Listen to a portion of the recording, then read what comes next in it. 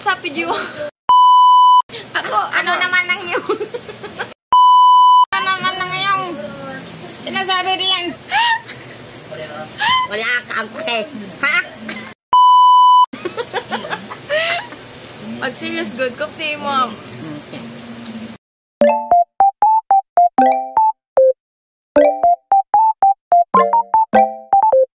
Okay, so we made our very first clay, air dry clay mini-me. We tried to do the hero, no, but we can't. We tried our best, but we really can't. Yeah. So This this is the final product. the final product of us doing our first air dry clay art. Na-proud mo gid ko kay ako na-proud ko, ikaw na-proud ka. Oo, isa Ako na-proud ko kay not bad gid ni for first timers. Ako sa Jude. Not bad for first timers. Yeah, bad jud kay Ha? kay guys.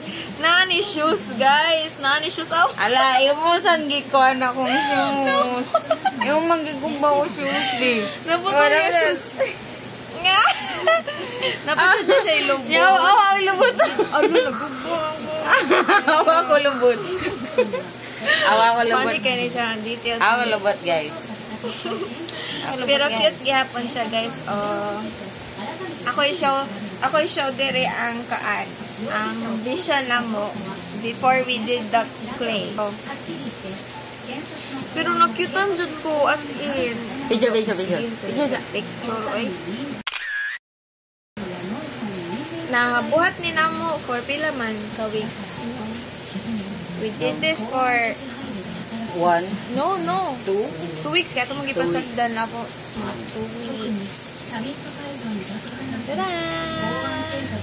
Ako na proud din ko namo guys kay kabaw ba mo fun fact wala jud mi nagtinabangay ani ako lang nagpaint sa eyes og sa kaning gamay na details kay di man jud ni siya tig-paint pero still, na-proud ko niya, guys. Kaya nakabuhat siya, gingani. So, ma-practice pa mi more, guys, para maka-get me commission. Ito siya, share na mo. You know, sagang-sagang lang, buhato na mo, Nicole.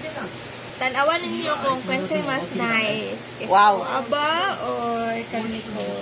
Look mo naman sa akin.